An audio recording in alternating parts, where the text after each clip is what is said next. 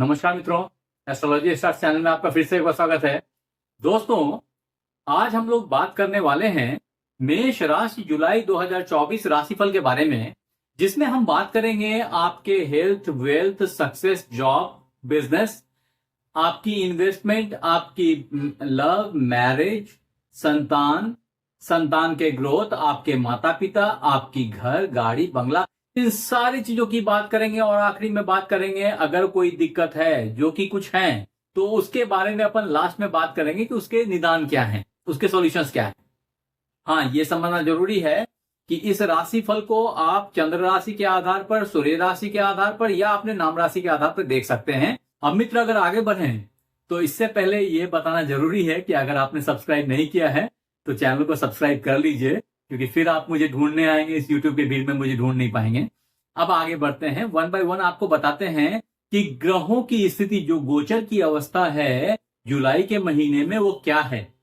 तो देखें कि 15 जुलाई तक सूर्यदेव यहां रहेंगे मिथुन राशि में, और उसके बाद 15 जुलाई के बाद वो कर्क राशि में आ जाएंगे आपके चतुर्थ भाव में। अगर मंगल देव की बात की जाए तो ये यहां पे 11 जुलाई तक बने रहेंगे। 11 जुलाई के बाद ये आपके धन भाव में आ जाएंगे और पूरे जुलाई यहीं रहेंगे।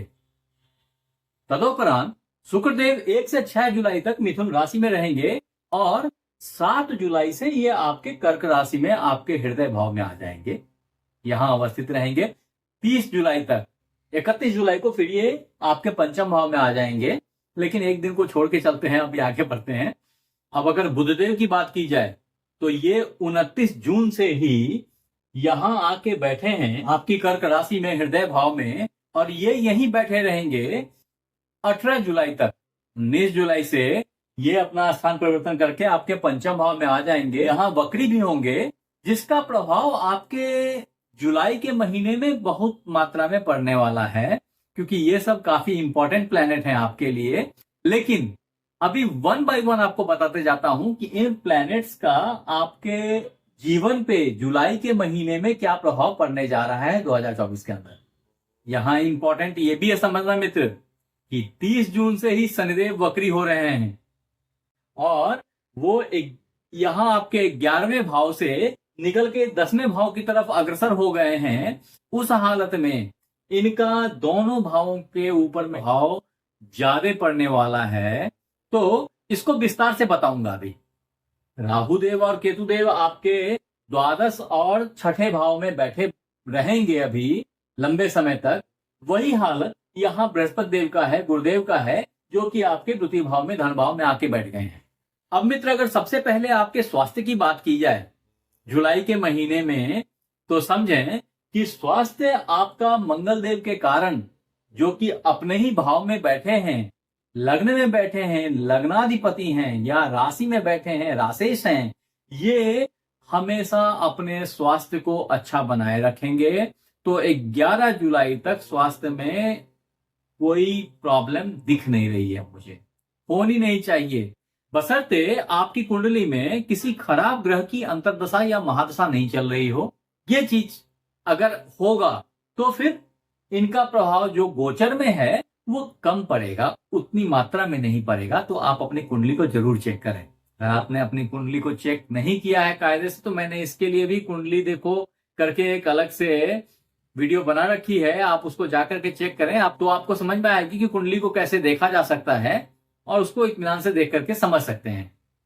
अब दोस्तों, अगर मंगल की बात की जाए तो जब तक ये यहाँ पे हैं आपके लग्न में बैठे हुए, तब तक पारिजात योग बना रहे हैं, और इससे आपकी स्वास्थ्य, आपकी क्षमता, आपकी एनर्जी सब बहुत ही हाई बनी रहेगी।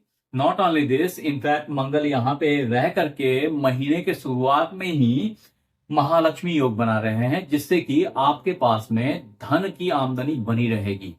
येन केन प्रकारेण, जैसे भी हो वैसे भी आपके पास में धन तो आएगा, आना चाहिए। मैं फिर बोल रहा हूं कि अगर उस मात्रा में नहीं आ रही या उतनी अच्छी धन की आवक नहीं दिख रही है, तो इसका मतलब कुंडली को फिर से देखने की जरूरत है। जरूर कुंडली में जो है कुछ दोष हैं, जिसके चलते ये जो योग है वो प्रभावी नहीं हो पा रहे हैं। तत्पश्चात अब देखें, जब मंगल यहां से निकल के यहां आ जाएंगे तो आपके धन भाव में आ जाएंगे। ये 12 तारीख से 12 जुलाई से ये जो स्टार्ट हो जाएगा, और इसमें गुरुदेव के साथ में, भाग्येश के साथ में, धन के मूल त्रिकोण भाव में, जो ये धन त्रिकोण भाव का ये मूल है, वहां पे दोनों साथ में बैठेंगे। तो इसका मतलब ये हुआ कि ढेर सारा पैसा देने को बाध्य होंगे ये दोनों मिलकर के। कहने का मतलब ये है कि ये एक बहुत ही अच्छा टाइम फ्रेम है आमदनी के वास्ते। नॉट ओनली दैट, इनफैक्ट जब आप यहां से देखेंगे मंगल देव को, तो ये अपनी चतुर्थी दृष्टि से यहां पे देखेंगे, आपके पंचम भाव को देखेंगे, जहां पे कि अग्नि त्रिकोण है, और वहां पे अग्नि का प्रेजेंस और इनफ्लेमेबल होगा। आपकी बुद्धि बिजली की गति से चलने लग जाएगी और सक्सेस हाथ आएगी। संग ही क्योंकि बृहस्पति देव यहां बैठे हैं, जो कि भाग्येश भी हैं। हाँ ठीक है कि व्ययेश भी हैं, लेकिन भाग्येश भी हैं आपके, उस हालत में भाग्य को सपोर्ट करेंगे, और जो धन के मामले में आपकी सोच है वो और उन्नत होगी। भाग्य से कुछ अलभ्यक धन की प्राप्ति हो जा सकती है, ऐसी भी सिचुएशन बन सकती है।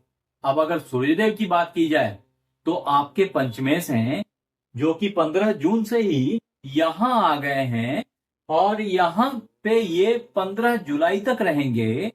15 जुलाई तक जो इनका मुख्य प्रभाव होगा, वो आपके भाग्य भाव को देखेंगे। ये पंचमेश का भाग्य भाव की ऊपर में दृष्टि पड़ना बहुत ही शुभ है, हालांकि ये क्रूर ग्रह है, तो थोड़ी सी भाग्य बाधा जरूर दे सकते हैं।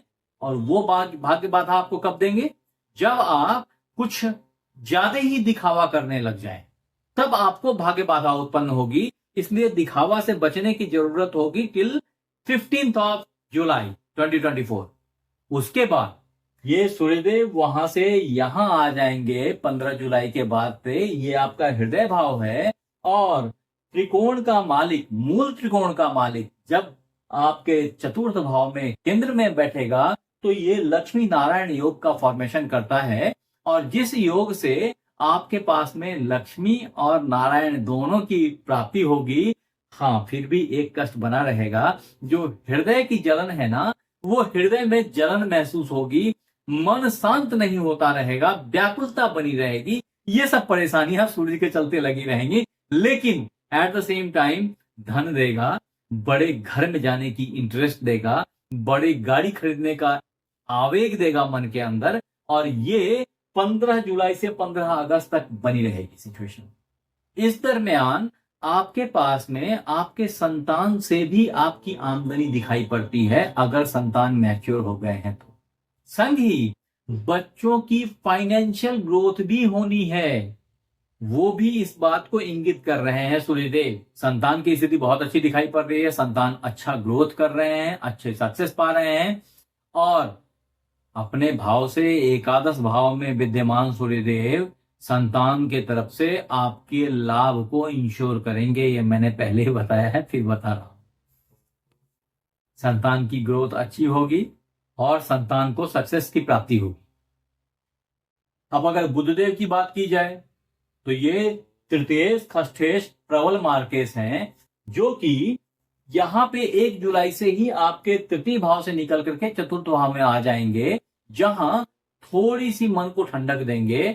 लेकिन हृदय में कुछ प्रॉब्लम्स भी आएंगी, जनरेट होंगी। जैसे ही सूर्यदेव जब यहां से यहां आएंगे, तो वो प्रॉब्लम ज्यादा बड़ी मात्रा में दिखाई पड़ेगी। इसलिए अपने हृदय का जरूर से ख्याल रखें।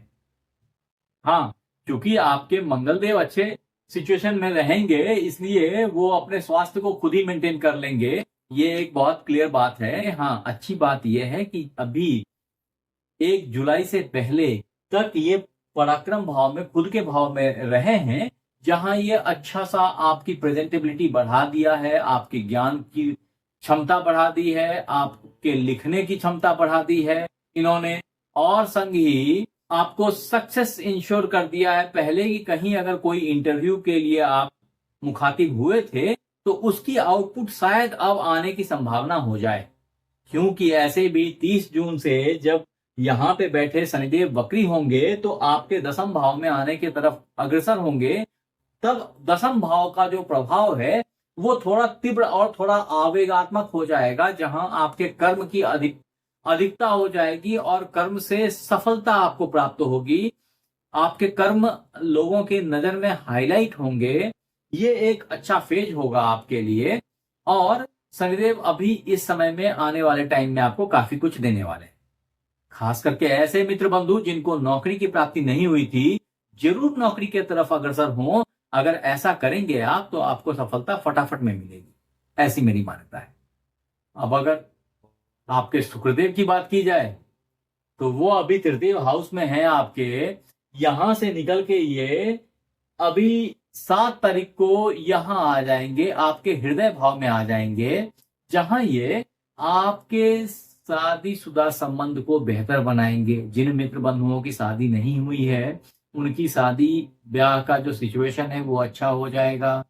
प्यार मोहब्बत परवान चढ़ने लग जाएगी और गहराई में आप उतरेंगे 15 अगस्त के बाद से। लेकिन अभी का जो ये टाइम है, ये भी प्यार के मामले में काफी अच्छा है, शादी के मामले में उतना अच्छा नहीं है, लेकिन प्यार के मामले में बहुत ही अच्छा होगा, जो कि 7 तारीख से हो जाएगा। जो मित्र बंधु के स्पाउस जॉब की तलाश कर रहे थे, उनके लिए भी एक बहुत अच्छी अपॉर्चुनिटी जनरेट होने वाली है, जो जुलाई के महीने में आपको दिखाई पड़ेगी। हमारे व्यापारी भाई बहनों के लिए ये जो वक्त चल रहा है ना, ये जुलाई का महीना बहुत ही अच्छा, बहुत ही भाग्यशाली सिद्ध होने वाला है। आप बस अपने कर्म को किए जाइए, आपको सक्सेस ऊपर वाला देता चला जाएगा। हाँ, जो अंडरस्टैंडिंग है वो भी बहुत अच्छी रहेगी पार्टनर के साथ में। भाग्य से कोई नया पार्टनर भी ऐड हो सकता है आपके बिजनेस में, ऐसी भी दिखाई दे रही है सिचुएशन। बाकी मित्रों, आपके माता की हालत जो है वो अभी ठीक चल रही है, लेकिन थोड़े से कष्ट की सिचुएशन अभी जनरेट होने वाली है, जो कि 15 जुलाई से है, तो थोड़ा सा केयरफुल रहें। बाकी जो पिताजी हैं आपके, वो अभी स्वस्थ हैं और ग्रेजुअली बेहतर ही होंगे। कोई अभी प्रॉब्लम मुझे दिख नहीं रही। हाँ, जो दिक्कत मुझे दिख रही है, जो मैंने कहा था कि मैं आखिरी में बताऊंगा, वो दिक्कत ये है कि आपकी जो पारिवारिक संबंध है ना, जो आपसी रिलेशनशिप है हस्बैंड वाइफ की, वो थोड़ी सी हैम्पर कर रही है। वहां पे कहीं ना कुछ गाड़ी अटक रही है। तो थोड़ा सा उसको मैनेज करें, या हनुमान जी की आराधना करें, बजरंग बाण का पाठ करें, हनुमान चालीसा का पाठ करें, तो आप इस प्रतिकूल समय जो रिलेशनशिप के लिए है उससे बच जाएंगे। बाकी कोई दिक्कत नहीं है। थोड़ी सी आपसी अंडरस्टैंडिंग को भी सही करने की जरूरत है, थोड़ा सा बोलचाल पे कंट्रोल लेके आए। बाकी समय आपका जुलाई का महीना बहुत ही अच्छा है, आप इसको एंजॉय करें, एफर्ट डालते रहें। अगर एफर्ट डालते रहे तो सक्सेस आपके कदम चूमेगी। आप हमारे साथ बने रहे, इसके लिए बहुत बहुत धन्यवाद। अपना ख्याल रखें, आपसे फिर मिलते हैं अगले एपिसोड में। तब तक के लिए धन्यवाद।